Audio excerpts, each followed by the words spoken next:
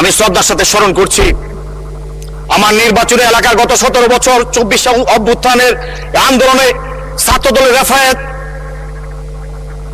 কৃষক দলের বিল্লাল,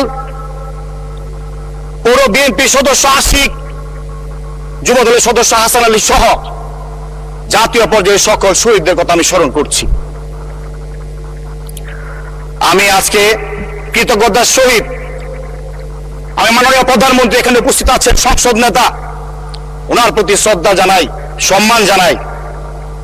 আজকে আমার এই শরীফুল আলমের তৈরি মাননীয় প্রধানমন্ত্রীর হাতে। আজকে আমার মতো অসংখ্য শরীফুল আলমকে তৈরি করেছেন, আজকে ওনাকে ধন্যবাদ জানাই।